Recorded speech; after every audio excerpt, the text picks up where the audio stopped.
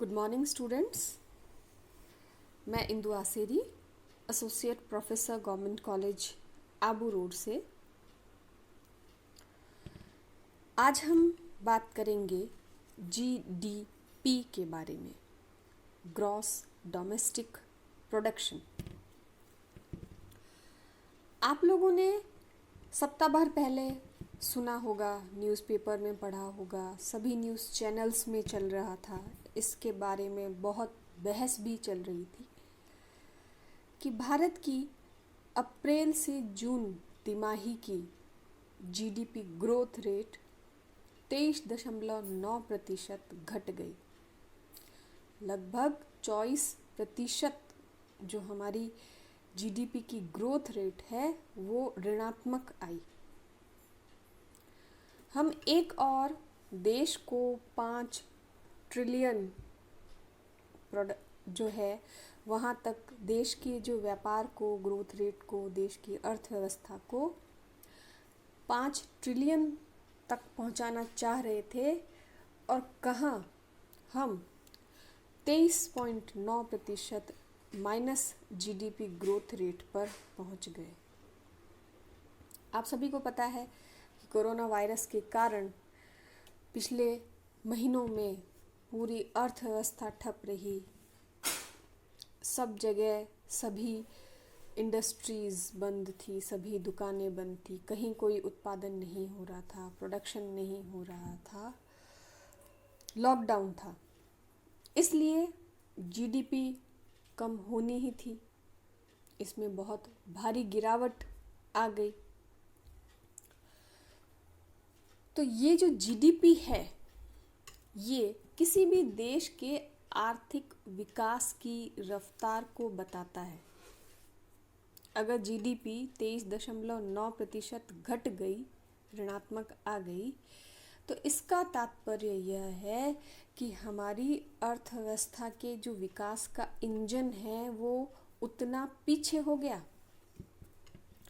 इसे हम एक एग्जाम्पल से समझें तो अगर किसी दुकानदार का बिजनेस, एक छोटे से एग्जाम्पल से समझते हैं कि अगर किसी दुकानदार का बिजनेस एक महीने में 1 लाख रुपया होता था, तो अब उस बिजनेस में 23.9% या लगभग 24% की कमी आ गई। उसका कारोबार घट गया। अब 1 लाख का कारोबार नहीं हुआ। अब 1 लाख में से 24,000 कम कर दें, उतना कारोबार उसका घट गया। कारोबार घट जाएगा तो रोजगार के अवसर भी कम होंगे। जिन लोगों को पहले से रोजगार मिल रहा है उन लोगों के रोजगार पर भी इस मंदी की मार रहेगी। मांग में कमी होगी तो आगे उत्पादन नहीं होंगे, आगे उत्पादन नहीं होंगे तो रोजगार के नए अवसर भी नहीं आएंगे।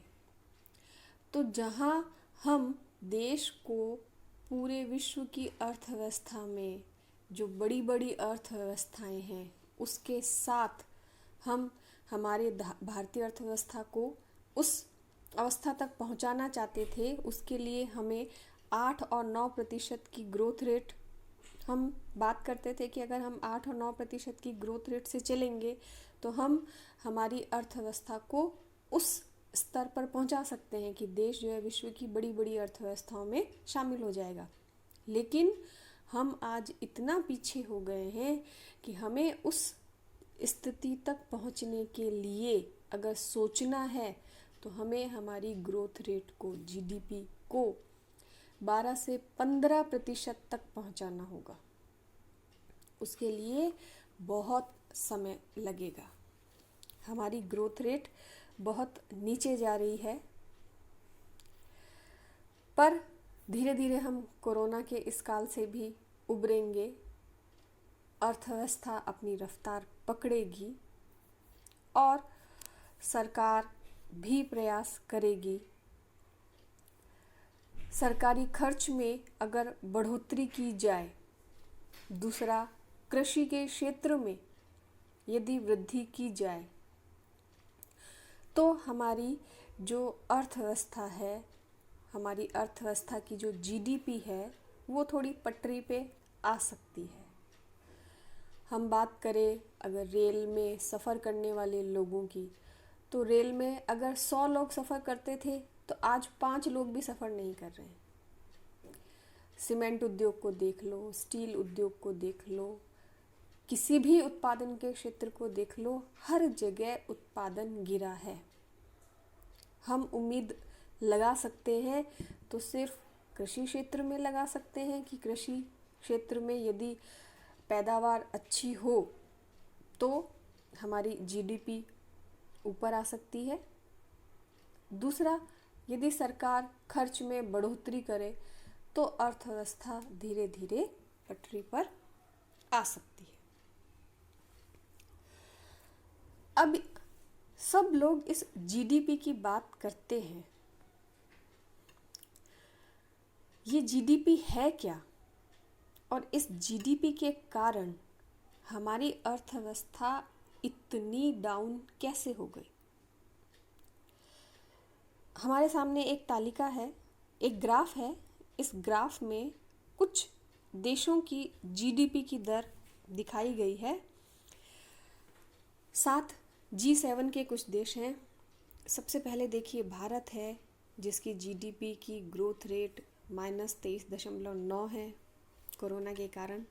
ब्रिटेन है, उसकी जीडीपी की ग्रोथ रेट जो है -20.4 है। फ्रांस की -13.8, इटली 12.4 पर, कनाडा -12, जर्मनी -10.1, अमेरिका में -9.5 की गिरावट आई है जीडीपी में।